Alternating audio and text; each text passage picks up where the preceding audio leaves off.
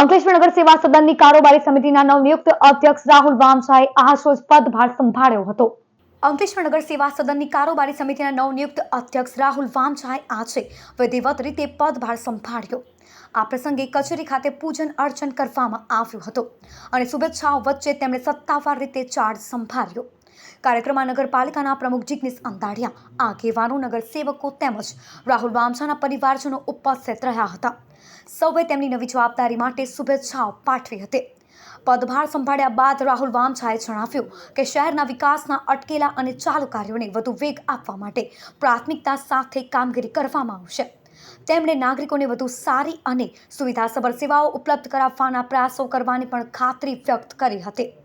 ગઈકાલે જ્યારે board meeting હતી તેની અંદર કારોબારી ચેરમેન તરીકે મારું નામ આવ્યું છે, તે બદલ ગુજરાત પ્રદેશ મોવડી મંડળ અને ભારતીય જનતા પાર્ટીનો ખૂબ ખૂબ આભાર। ત્યાર પછી ભરૂચ જિલ્લા પ્રકાશભાઈ મોદી કે જેમણે ખુદ સાથ સહકાર આપી અને મને મારા પર જે વિશ્વાસ મૂક્યો તે બદલ, અને ઈશ્વરભાઈ પટેલ અને અમારા મહામંત્રી પરેશભાઈ પટેલ, ત્યાર પછી અમારા બીજા મહામંત્રી જિગ્નેશભાઈ મિસ્ત્રી, એમનો ખૂબ ખૂબ આભાર છે કે જેમને મારા પર વિશ્વાસ મૂકી અને આટલી મોટી જવાબદારી સોંપી છે, તે બદલ એમનો ખૂબ આભાર છે। અને અંકલેશ્વર શહેર સંગઠન, ત્યાર પછી અમારા ટોટલ કાર્યકર્તા જે પણ છે, જેમનો ખૂબ ખૂબ આભાર છે, જેમણે મારા માટે મહેનત કરી છે, એમનો ખૂબ ખૂબ આભાર છે।